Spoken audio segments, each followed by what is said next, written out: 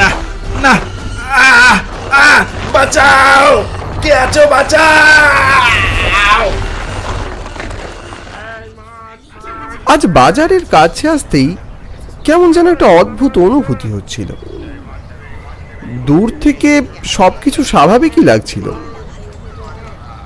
তবু আজকে সবকিছু কেমন যেন খাপ ছাড়া। বাজারটা কেমন যেন ফাঁকা ফাঁকা।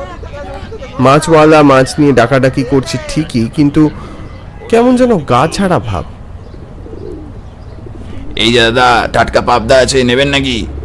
বাবু, ওখানে কুচো চিংড়ি আছে, দেখতে পারেন। মাছের কাছে যেতেই আমার যেন কেমন অদ্ভুত লাগলো। মাছগুলোকে কেমন যেন ফ্যাকাশে অস্বাভাবিক লাগছিল। কয়েকটার পেটও ফুলে উঠেছে।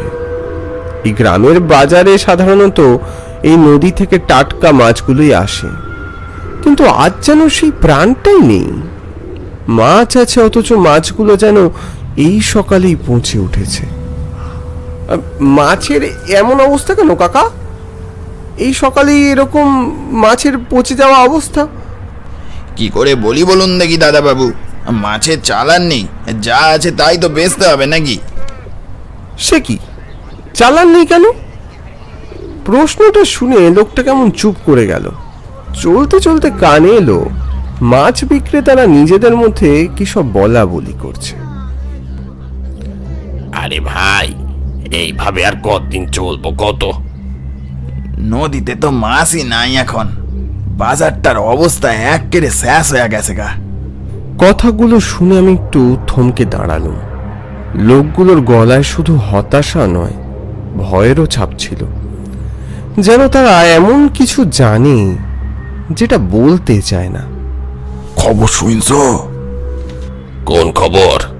কাল রাইতে আবার একজন রে নিয়ে গেছে। আবার? এবার কারে নিল গো? আরো জেলেরে নিয়ে গেছে গা। হারু জেলে? হায় ভগবান! নদীর মাঝখান থেকে একেবারে গায়েব। বুঝলা তো, আমার মনে হয় এটা তার কাজ। আমি তো আগেই কইছিলাম, নয়তো বাজারে এমন আকাল আছে। এইবার আর রক্ষা নেই গা।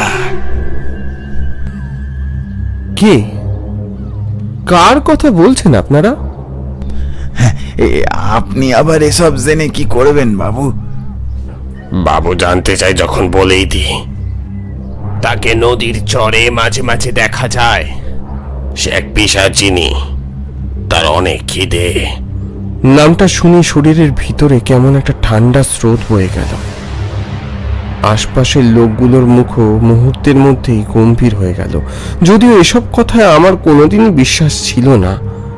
পিশাচিনী, সে আবার কি? ও বিভৎস এক জিনিস, ওর খিদের কোনো শেষ নেই, বুঝলেন বাবু? নদীর সব মাছও খেয়ে নেয়। যে একবার ওর নজরে পড়ে, সে আর ফেরত আসে না। ও কাউরে সারে না বাবু।